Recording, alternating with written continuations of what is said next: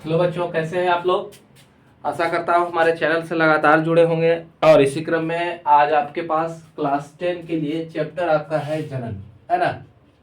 और इस जनन चैप्टर से हम लोग व्याख्या करेंगे किसका अलैंगिक जनन का। अलैंगिक जनन को जानेंगे। देखें इस शब्द को सबसे पहले देखें क्या है। है ना। का मतलब क्या है, नहीं है। लैंगिक का अर्थ क्या हुआ, लिंग से हुआ, है ना। ये आया लिंग से और लिंग का अर्थ हुआ नर या मादा। ठीक है, तो यहाँ पर इसमें से किसी की भी आवश्यकता इस जनन में नहीं है। यानी कि एक ही पेरेंट जो है नए जीवों को क्या करते हैं, जन्म देते हैं, है ना। इस प्रक्रिया में क्या होगा, एक ही पेरेंट जीवों को क्या करेंगे, जन्म देंगे। इसमें नए जीव की आवश्यकता नहीं होगी। कहने का अर्थ है कि दो लिंग की आवश्यकता नहीं होगी। ठीक है, अब इसी क्रम में अलैंगिक प्रजनन के बाद जो जीव बनते हैं वो जीव कैसे होंगे, तो वो बिल्कुल जो है एक समान होते हैं अपने माता पिता के। ठीक है, उनके गुण काफी हद तक उनसे मिलते हैं, क्योंकि यहाँ युग्मक का निर्माण नहीं होता है। इस वजह से उसमें विभिन्नता भी जो है वो नहीं आती है, समानता ज्यादा पाई जाती है। अलैंगिक प्रजनन सामान्य रूप से निम्न स्तर के जीवों में, पौधों में, है ना, देखने को मिलता है। यहाँ पर हम लोग देखते हैं अलैंगिक जनन का प्रकार। कितना प्रकार का आपका अलैंगिक जनन है, तो सबसे पहला जो है वो द्विविभाजन है ना। पहला क्या है, तो द्विविभाजन है। द्विविभाजन का मतलब क्या है कि इसमें कोई भी जीव है, जैसे देखिए अमीबा है ना। तो ये जो अमीबा है परिपक्वता को पहले प्राप्त करेगा।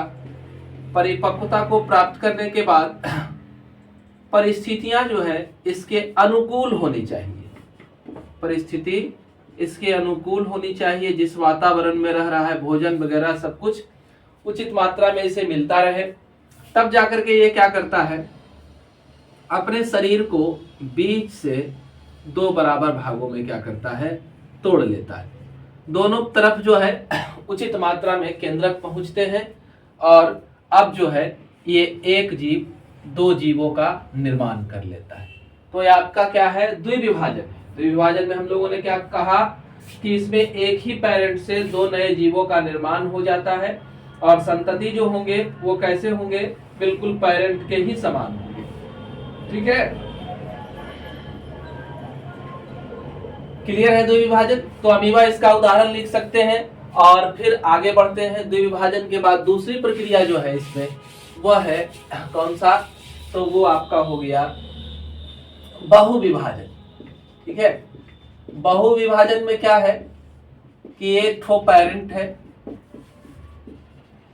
ये परिपक्वता को प्राप्त करने के बाद अपने शरीर को कई हिस्सों में क्या कर लेता है, तोड़ लेता है। और इसमें एक से हमेशा ही दो से ज्यादा जीव बनेगा। एक पेरेंट रहेगा तो उससे हमेशा क्या बनेगा, तो दो से ज्यादा जीव का निर्माण होता है। किसमें, बहुविभाजन की प्रक्रिया में। अब देखिए यही अमीबा आपको दिखाते हैं कि अमीबा मान लेते हैं जिस तालाब में रह रहा था, अचानक ही वहां की परिस्थितियां प्रतिकूल हो गई, जल है ना वहां से खत्म हो गया, भोजन का अभाव हो गया। इस समय वो अमीबा क्या करेगा, तो इस समय वो अमीबा जो है वो पूरी तरह से घूम कर गोल हो जाता है ना, इस तरह से, और अपने चारों तरफ एक सुरक्षात्मक आवरण का निर्माण कर लेता है। इस तरह से एक मोटा परत बन जाता है। इस परत के निर्माण को शिष्ट निर्माण कहा जाता है ना। तो ये परत जो है शिष्ट जिसे हम कह रहे हैं, तो ये शिष्ट जो है वो क्या है, सुरक्षात्मक आवरण है।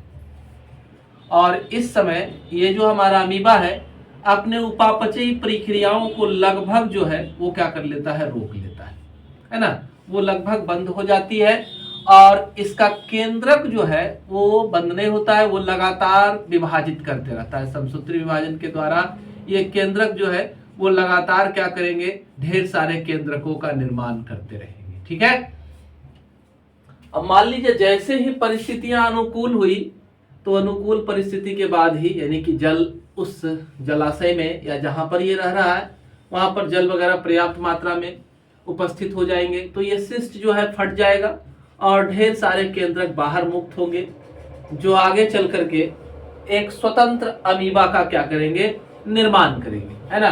तो ये आपका बहुविभाजन का पहला प्रक्रिया हुआ जो अमीबा में आपने देखा, और यह तब होगा जब परिस्थितियां कैसी रहेगी, प्रतिकूल रहना है, अनुकूल नहीं। परिस्थितियां जो होगी प्रतिकूल होगी तब इसमें बहुविभाजन होगा, है ना।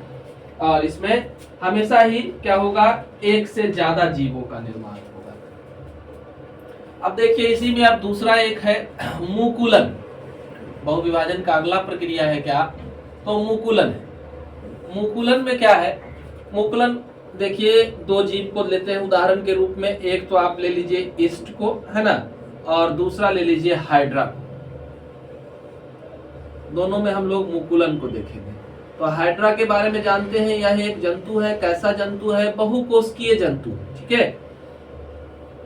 तो इस बहुकोशिकीय जंतु में समयानुसार परिपक्वता को अगर ये प्राप्त कर लेगा तो इस तरह से इस पर कुछ उभार निकलते हैं, है ना। शरीर के ऊपर इस तरह से एक, दो से ज्यादा, है ना, और भी काफी इस तरह से ढेर सारे उभार निकले। धीरे धीरे सारे उभारों में केंद्रक आ जाएगा और फिर असंस्पर्शक ये जो है वो भी बन जाएगा।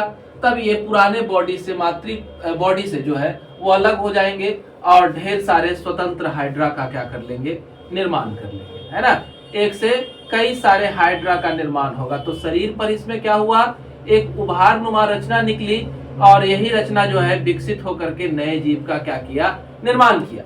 इसी तरह से एक कोशिकीय जीव का उदाहरण के लिए इसमें भी क्या हुआ कि शरीर के ऊपर इस तरह से आउट ग्रोथ निकलता गया, है ना, और ये लगातार बढ़ता गया और फिर सभी में केंद्रक आ गया और फिर पुराने बॉडी से ये अलग हो गए और स्वतंत्र होकर के नए जीवों का निर्माण कर लिए, है ना। तो मुकुलन का हम लोगों ने दो उदाहरण देखा, एक तो हो गया ईस्ट और दूसरा क्या हो गया, हाइड्रा हो गया। तो अभी हम लोग किस में है, बहुविभाजन प्रक्रिया में, और बहुविभाजन के कितने सारे प्रकार हो सकते हैं उसे हम लोग देख रहे हैं, ठीक है। अब आगे चलते हैं। बहुविभाजन के बाद एक है कोनिडिया निर्माण, है ना। तो कोनिडिया निर्माण की जो प्रक्रिया है वो किस तरह के जीवों में पाई जाती है, तो कोनिडिया निर्माण जो है वो कवक समुदाय में पाया जाता है ना। कवक तो आपने देखा होगा, कोई भी रोटी का टुकड़ा, ब्रेड, ये सबको आप अगर मॉइस्चर, नमी, है ना, और तापमान की उपस्थिति में छोड़ देते हैं तो कुछ दिन के ऊपर उससे आपको भूरा भूरा दिखाई देने लगता है। अब जब आप इस भूरे वाले संरचना को ध्यान से अध्ययन करेंगे सूक्ष्मदर्शी में, तो आपका ये भूरा वाला संरचना जो है इस तरह से धागे के रूप में दिखाई देगा, है ना। तो ये जो धागा है ये यही कवक है, और एक धागा को आप हाइफी कहेंगे, और सारा धागा जो यहाँ पर उगा है उस सबको क्या कहा जाएगा, माइसेलियम कहा जाएगा।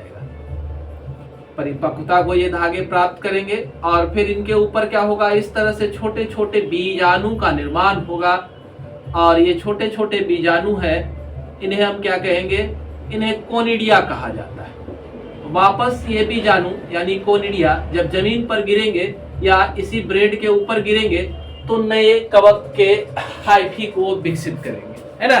तो इस तरह से आपका ये वाला क्या हो गया, कोनिडिया निर्माण की प्रक्रिया को हम लोगों ने समझा। उसके बाद आपका है कोनिडिया निर्माण के बाद एक है आपका अपखंडन, है ना। क्या है, अपखंडन, एक प्रक्रिया हम लोग देख रहे हैं, अपखंडन, ठीक है। तो अपखंडन प्रक्रिया में क्या है, जैसे ले लीजिए ये आपको बना रहे हैं क्या, अस्पायरोगायरा को बना रहे हैं। तो अस्पायरोगायरा को आप देखिएगा तो ये जल के अंदर रिबन शेप में धागे के रूप में, हरा हरा धागा के रूप में ये दिखाई देता है।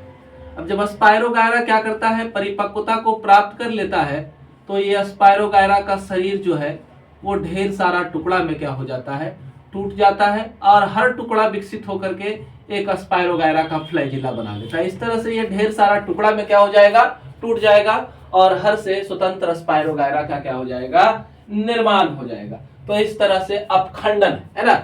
अब एक और प्रक्रिया है इसमें अलैंगिक प्रजनन में, पुनर्जनन का। पुनर्जनन रीजनरेशन को कहते हैं। इसमें उदाहरण देते हैं आपको एक जीव जिसका नाम क्या है, प्लेनेरिया, है ना। प्लेनेरिया ऐसा जीव है जिसमें पहली बार जो है प्रारंभिक आंख का निर्माण हुआ था, है ना। प्रारंभिक आंख सबसे पहले किस में बना था, तो प्लेनेरिया में बना था। अब इस जीव की खासियत क्या है कि इसका पूरे शरीर में फिर से नए शरीर को बनाने की क्षमता पाई जाती है। आप मान लीजिए इसका यही वाला हिस्सा काट के निकाल दीजिएगा तो फिर से पूरा प्लेनेरिया बन जाएगा। यहाँ से भी काटो, कहीं से भी कोई भी हिस्सा अगर कट गया तो फिर से क्या करेगा, तो नया जीव का निर्माण ये कर लेता है ना। तो ये आपका पुनर्जनन हुआ। अब देखिए एक और आपके सामने है, वो है क्या, गेमुल्स निर्माण, है ना। स्पंज के बारे में जानते हैं, ये क्या है, जंतु है ना, जलीय है लेकिन सेसाइल है, हमेशा पूरा जीवन एक ही स्थान पर खड़ा रहता है। तो ये गेमुल्स निर्माण का प्रक्रिया देखिए कि स्पंज का अलग अलग आकार होता है, कई आकार में, है ना, ये पाया जाता है। लेकिन जब परिस्थितियां विपरीत होती है तो ये स्पंज भी घूम करके पूरी तरह से गोल हो जाता है और लगातार ये स्पाइकुल्स इसके रह जाते हैं और इसका केंद्रक जो है वो लगातार विभाजित होते जाता है ना। और जैसे ही परिस्थिति अनुकूल होती है तो ये भी फट जाता है और ढेर सारा क्या कहते हैं, स्पंज का निर्माण कर लेता है। तो ये हम लोगों ने आज क्या पढ़ा, अलैंगिक जनन को देखा। हमारे चैनल पर अगर आप नए हैं, चैनल को सब्सक्राइब करेंगे, जिसकी वजह से आपको हमारे नए वीडियो हमेशा मिलते रहेंगे। धन्यवाद।